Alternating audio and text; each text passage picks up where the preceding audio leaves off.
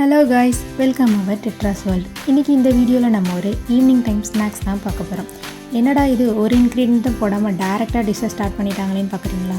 அது ஒன்றும் இல்லைங்க, நான் கொஞ்சம் பிஸியாக இருந்ததுனால என்னால் அந்த போர்ஷனை மட்டும் ரெக்கார்ட் பண்ண முடியல.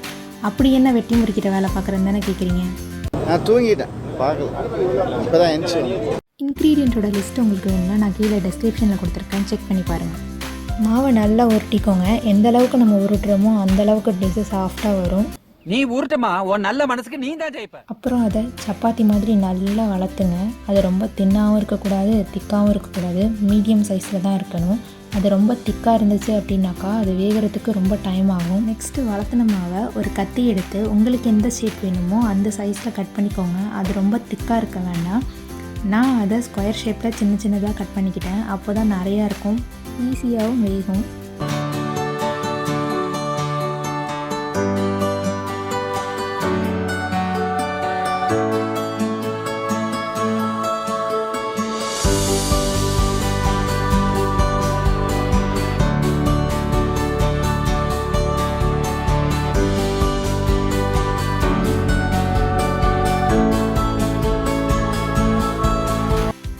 இப்போது ஒரு கடாயில் தேவையான அளவு எண்ணெய் ஊற்றிட்டு அதை மீடியம் சைஸ் ஹீட்லேயே வைங்க. இப்போது நம்ம கட் பண்ண பீசஸை ஒன் பை ஒன்னாக தனித்தனியாக ஒரு பிளேட்டில் எடுத்து வச்சுக்கோங்க.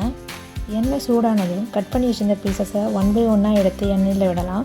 அடுப்பு மீடியம் சைஸ்லேயே இருக்கட்டும். என்னடா இது டிஷ்ஷுன்னு சொல்கிறாலே தவிர டிஷ்ஷுக்கு இன்னும் பேரை சொல்லவே இல்லையே அப்படின்னு கேட்டால், ஆக்சுவலி இன்னும் டிஷ்ஷுக்கு பேரே வைக்கலை. என்னம்மா பேர் வைக்கலையாம்மா? ஆமாம், என்னம்மா நீங்கள் இப்படி பண்ணுறீங்களாம்மா? உங்களுக்கு ஏதாவது இந்த டிஷ்ஷோட பேர் தோணுச்சுன்னா மறக்காமல் கீழே கமெண்ட் பண்ணுங்கள். ரெண்டு பக்கமும் கோல்டன் ப்ரௌன் கலரில் வர வரைக்கும் நல்லா திருப்பி விடணும். ஃபைனலாக கோல்டன் ப்ரௌன் கலரில் வந்தோடனே நம்ம அதை எடுத்துடலாம்.